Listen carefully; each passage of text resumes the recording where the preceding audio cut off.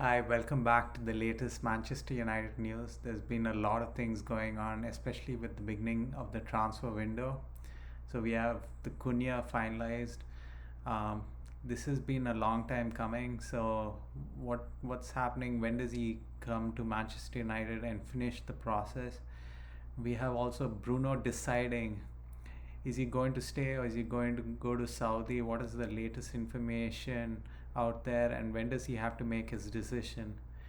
And then finally, the incomings and outgoings, especially in this limited transfer window for the first 10 days before they have a break and then they start up again. So, is Mbeumo possible? What about Sancho? Let's see what people have to say. So, first, we'll start with the Cunha news. So, Manchester United have finally announced that Matheus Cunha is coming in, though they did have some few caveats that they still need to do is get his visa and medical. And I also think for payment purposes, Manchester United might register him only after July 1st, so it's the new year for PSR reasons. But I'm just so glad that they got this over the line, because if you have been watching Man United, you know that they can't score goals and they need a full replacement in their starting three. So they've started with the left end, and that's a good start, because your current occupant of that role is Alejandro Garnacho, and there's a good chance that he's going to be sent out on a permanent, or at least possibly a loan. I wish that if we can't sell him for good money, that they hold on to him. But anyway, getting Matheus Cunha is amazing, because last year the highest scorers for Man United were in the Premier League were uh, Bruno Fernandes and Amad Diallo with just 8 goals, and Matheus Cunha I think was way more than that. I forget the exact number, but he had 6 assists and 15 goals, if I remember correctly. So he is balling out. I just, I yes, there is some bad statistics on him. So he had 15 goals and 8.6 assists. 8.6 xg, 6 assists, and 7.7 expected assists. I mean, this is miles better than what we currently have. So I'm just so glad that they got it done. At least they announced it on the first day of the season. This is kind of an indication to the other people that are being lined up that, hey, Man United is going to change, that it's not going to be a long rebuild, and you can come be a part of something big. And it's just good that they started with the left end, which is the most important one, especially for Man United, because they already have Amad Diallo. So, do they want a replacement for Amad? I mean, do they want a starter who starts above Amad Diallo, or somebody who backs Amad Diallo? I mean, as long as they have options, it's good. So, I'm glad they got that done. I'm still waiting for his interview. I mean, the talk has always been that he was going to come to Man United because he grew up a Man United fan. He has good relations with Ruben Amorim, and he likes the project. So that was one of the easiest signings that Man United has had in a long time. So I'm glad that one's over the line, and let's hope many more before, at least before the first edition of the transfer window closes, so that we just get going and show some momentum, because a lot of players out there will need convincing. The second one was the Bruno news. So, as it has been discussed, as I discussed earlier, the Bruno was so Bruno has been Man United's best player, and he was the person who was first in line for by Al Hilal on their wish list. Al Hilal really wanted Bruno Fernandes above any other player, and any other striker as well. So they have been trying to get Bruno over their line even starting in last summer. And finally, after such a bad season with no European football next year, they have been able to at least get Bruno's attention this time around, because they really need a signing before they start preparing for the Club World Cup. Bruno was, but Bruno was involved in the series in Asia, and he came back and he's gone straight to Portugal. So there have been a lot of negotiations been going around between Bruno's agent and Al Hilal. They really want him, but Bruno is the one who is still hasn't decided. So initially last Tuesday, he was given 3 days to at least give some indication to Al Hilal that he's interested in possibly playing in Saudi Arabia. And then once he showed some indication, he sent his agent over to discuss the deals.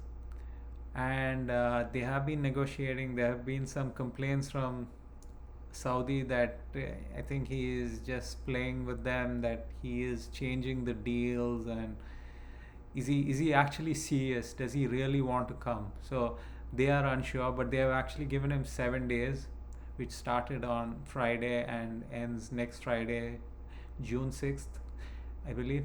And they want a decision by them. It's for crazy money, but does that happen? So for Bruno, we know that Bruno has always wanted to play for Manchester United. His role model was Cristiano Ronaldo, so he was happy that once he came here, he's been giving it his all. He knows he can produce in this league. He just needs better teammates, and it looks like this summer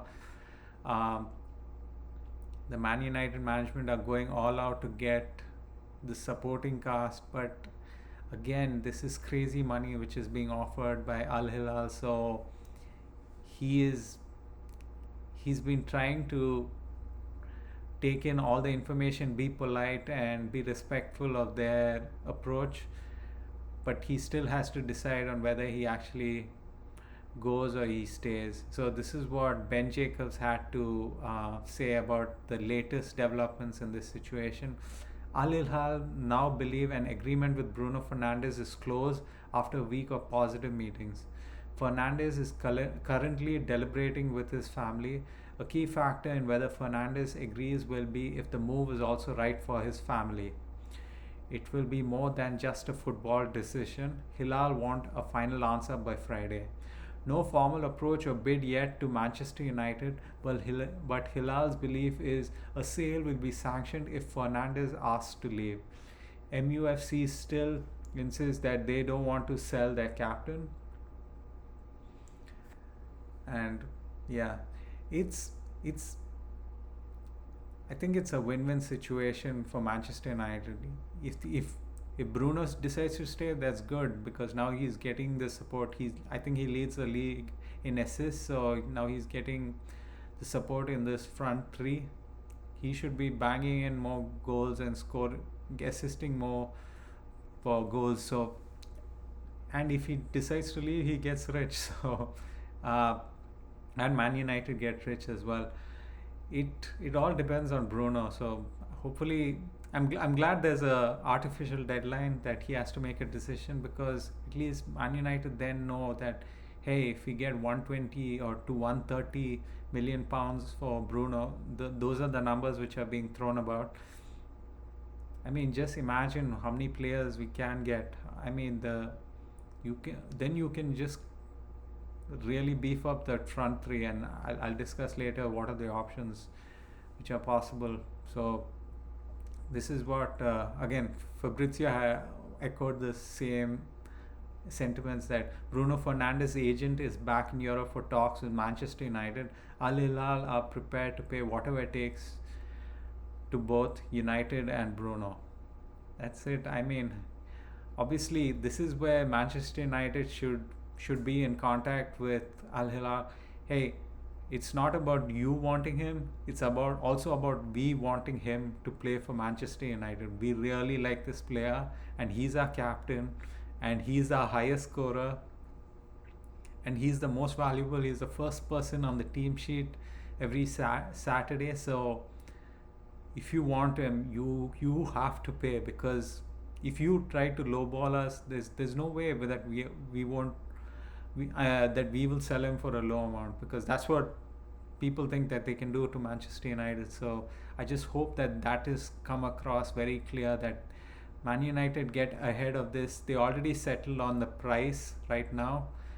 Go and negotiate with them, get a price, and then just wait. There's nothing more you can do. He's away on international duty, so he'll make a decision, and if he decides to go, you get paid. But this is the surprising part. So Bruno, I mean, you when you say that you don't have captains like him, I mean, he's already congratulating Matheus Cunha for signing with Manchester United. So on Instagram he says, "Welcome to Old Trafford, Cunha," and that's what you want to see. I mean, it's not just about technical players. I mean, I'm not saying technical players are a dime a dozen, but it's so much more than technical players. You recently saw that they interviewed David Beckham, and he said he was disappointed that there were some players who are not representing Manchester United well, that they're not showing how a Manchester United player should behave, and that comes from leadership, and you need leaders. And so you say, okay, Bruno is the leader, why didn't he stop it? But it's not just one person, it's many people on the team who hold each other accountable. So, and Man United lack that, because what happens when Bruno leaves? Who's going to be the next captain? Who's going to lead? I mean, just imagine a team with Alejandro Garnacho, Amad Diallo, Lenny Yoro, who else? Rasmus Højlund, all youngsters. It's like Lord of the Flies moment. They won't be able to push each other to maintain high standards. So that's why Bruno is so much more than just goals and assists. His presence on the team is that much more important. But anyway, let's see what he does. Hopefully he decides sooner rather than later, so at least Man United know what can be done next, because as you can see, there's some players who we really want are interested, but they are also looking elsewhere because they want to make sure they have options. So the second topic was so this was mentioned by Fabrizio. So Man United will try to add one more offensive player in the number 10 position based on outgoings. Brian Mbeumo is a player they like. He remains on the list, but they know several clubs like Arsenal and Newcastle are also interested. This was by Fabrizio. And then the United Marketeers mentioned that there's positivity that talks are progressing well for Brian Mbeumo. Manchester United's chances are improving.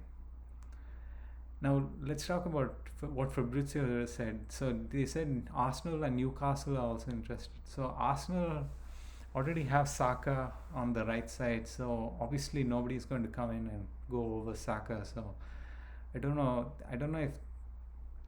if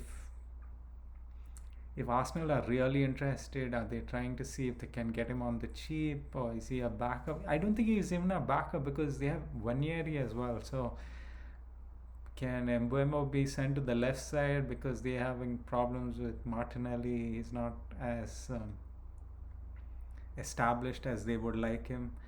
But I just don't think he'll go to Arsenal. I think Arsenal, they got their midfielder, and then they're looking at their striker. I don't think they'll go for a right 10.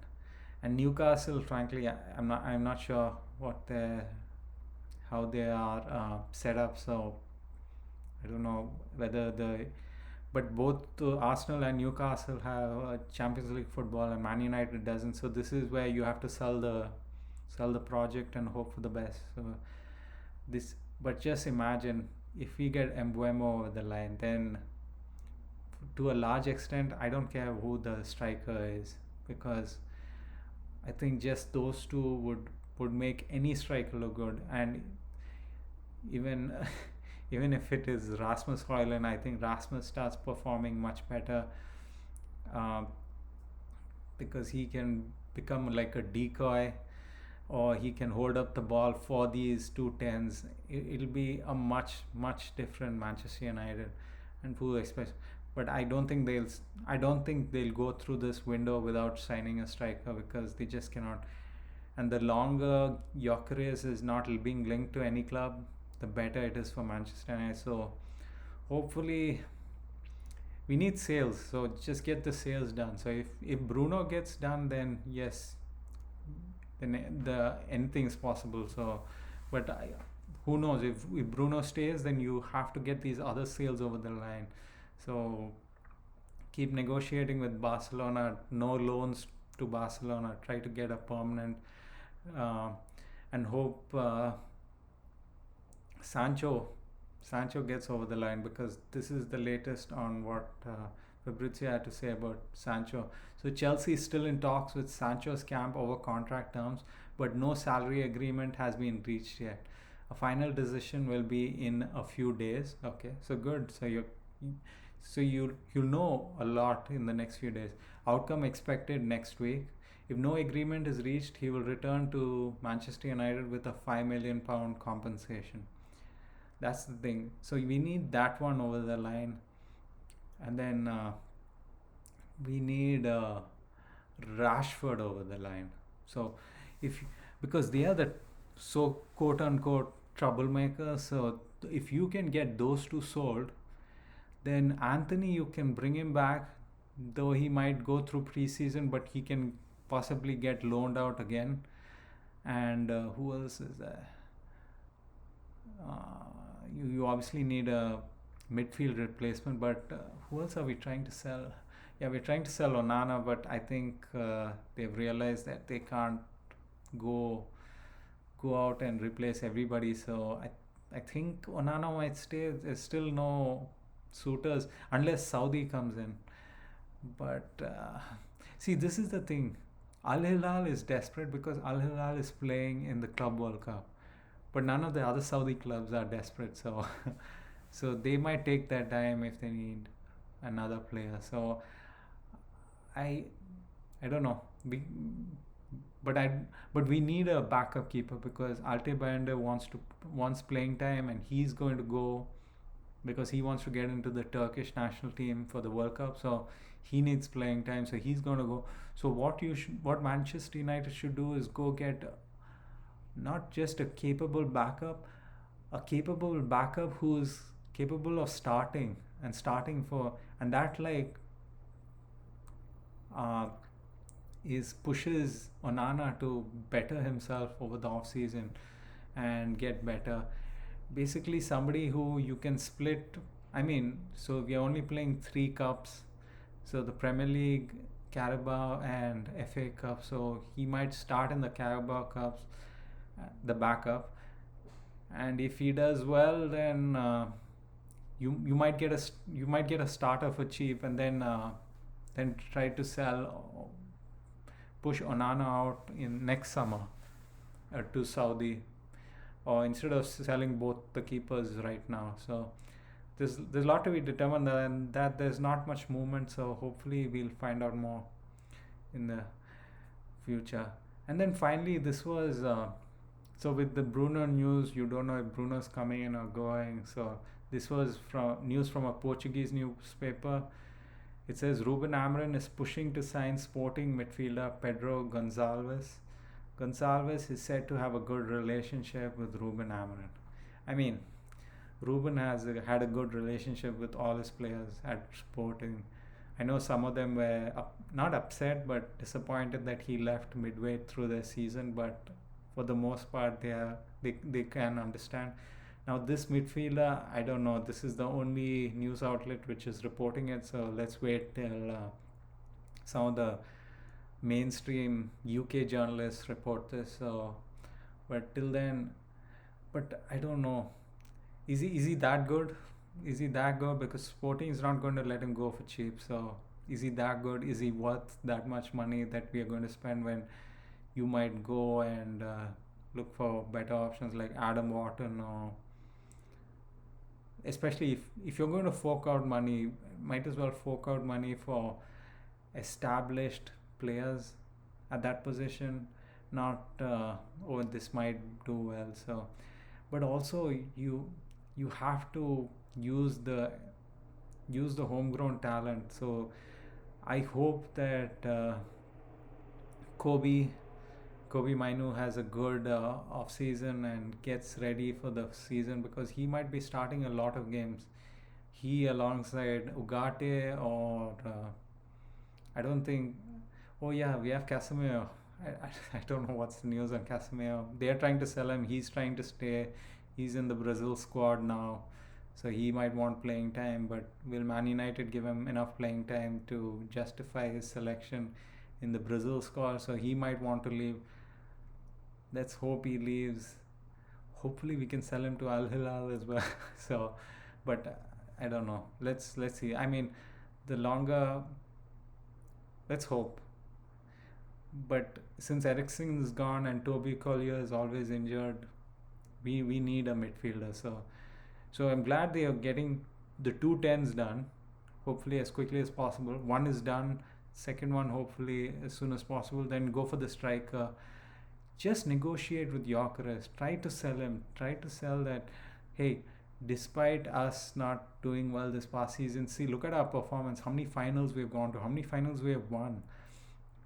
And that we are really good in cup competitions. We need you this season to just get us into that cup competition, and then anything's possible. Do you think some of these other teams which he's looking at, can legitimately say that they can go in and win these big competitions? I don't think so. See, cup competitions are different, because it takes winning over two legs, and not every team is built for that, especially when they're playing in those midweek games, and then the weekend games, and then midweek games back to weekend games. It's very hard. So like even Brian Mbeumo, if he's looking at Newcastle and Arsenal, because Arsenal always leaves these early cups, and even though they did very well this year in the Champions League, I want to see them doing it consistently before I would say that, oh, they are good challengers for cups. And even the same case for Newcastle. Newcastle were in the Champions League after a long time, and their first time in the Champions League was not very good, and I don't think they made it even past the group stage. So this is what you need to get with Mbeumo. Sell the project, sell his role, sell that, oh, there's only Amad Diallo, he was injured, so there's good chance he will play a lot, and just show him the missing pieces. Actually, just show him the game tape. A lot of people are complaining that, oh, look at the table, he's finished 15th. What did he finish? 15th, and oh, this is not good. But if you see the metrics, I mean, Man United were really good in a lot of metrics, except the scoring part. I know which defines the game, but that is what we're fixing, and that's why we need you guys. So hopefully those two tens get done, and then go put everything on Gyökeres. Just do it. And once you do those three, then your midfield will take care of itself. You can even get an up and comer from one of the lower leagues as well, or even from the championship. I'm okay with that. But let's see what the future holds. So that's about it. Thanks for watching, and please comment below if you'd like to hear me talk about something, and let me know what you think about this video. Also, please like and subscribe, as it helps other viewers find this channel and helps me improve my content. Thank you so much.